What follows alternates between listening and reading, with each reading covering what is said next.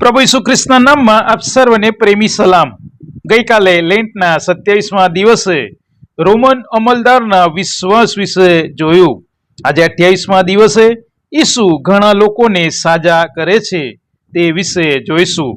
મત્તી 8:14-17 આપણે એક સુંદર ઘટના વિશે જોઈશું.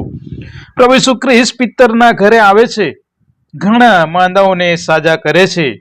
આ ઘટનાથી આપણે જાણી શકીએ છીએ કે પ્રભુ ઈસુ ખ્રિસ્ત માત્ર ગુરુ કે શિક્ષક નથી, તે સાજાપણું આપનાર અને ઉદ્ધારક છે. અહીં 14મી કલમમાં પ્રભુ ઈસુનું કરુણાભર્યું હૃદય જોવા મળે છે.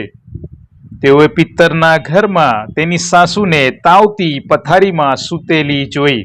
પિત્તરનું ઘર એક સામાન્ય ઘર છે, કોઈ મંદિર નથી, કોઈ મોટું સભાસ્થાન નથી, પણ પ્રભુ ઈસુ ઘરમાં આવે છે, જે બતાવે છે કે પ્રભુ ઈસુ ફક્ત ચર્ચમાં નથી, તે આપણી સાથે આપણા ઘરમાં પણ રહેવા માંગે છે.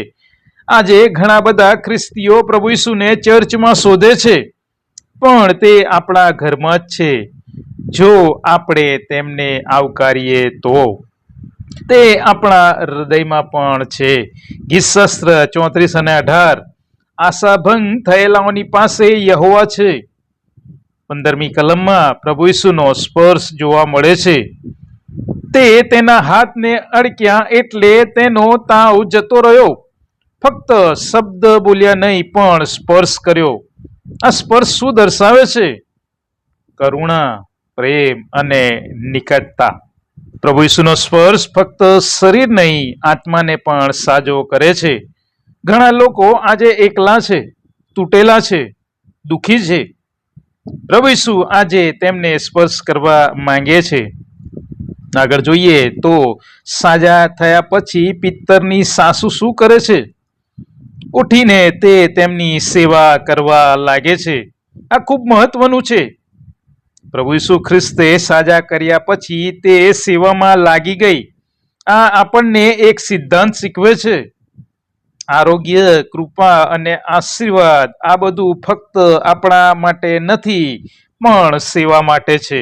પહેલો પિત્તર 4 અને 10 કહે છે, દરેકને જે કૃપાદાન મળ્યું તે એકબીજાની સેવા કરવામાં ઈશ્વરની અનેક પ્રકારની કૃપાના સારા કારભારીઓ તરીકે વાપરવું.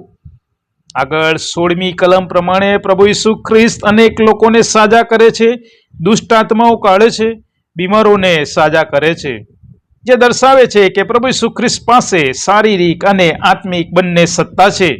તે રોગ પર પણ અને અંધકારની શક્તિઓ પર પણ પ્રભુ છે. 17મી કલમમાં ભવિષ્યવાણીની પૂર્ણતા જોવા મળે છે. એ માટે યશાયા પ્રબોધકે જે કહ્યું હતું તે પૂરું થાય કે તેણે પોતે આપણી માંદગીઓ લીધી અને આપણા રોગ ભોગવ્યા. યશાયા 53 અને 4ની આ ભવિષ્યવાણી છે. તે ફક્ત રોગ દૂર કરતા નથી, પણ આપણો ભાર પણ ઉઠાવે છે. વધસ્તંભ પર તેમણે આપણા પાપ, આપણા દુઃખ, આપણી સજા બધું પોતાના પર લીધું. આજે શું હું મારો ભાર પ્રભુ ઈસુને સોંપું છું? ઘણા લોકો પોતાનો ભય, દુઃખ, ચિંતા પોતે જ વહન કરે છે, પણ પ્રભુ ઈસુ ખ્રિસ્ત કહે છે મત્તી 11 અને 28, ઓ વૈતરું કરનારા તથા ભારથી લદાયેલાઓ, તમે સર્વ મારી પાસે આવો અને હું તમને વિશ્રામો આપીશ. શું આજે તમારા જીવનમાં કોઈ ભાર છે? શું તમે તેને ઈસુને સોંપવા તૈયાર છો? શું તમે તેની કૃપા મેળવ્યા પછી બીજાની સેવા કરવા તૈયાર છો? આજની પ્રાર્થના. હે પ્રભુ ઈસુ, તમે મારા દુઃખ અને ભાર ઉઠાવનાર છો. મારા જીવનમાં દરેક દુઃખને તમારા હાથમાં સોંપું છું. મને સ્પર્શ કરો, મને સાજો કરો અને તમારી સેવાને માટે તૈયાર કરો. પ્રભુ ઈસુ ખ્રિસ્તના નામમાં આમીન.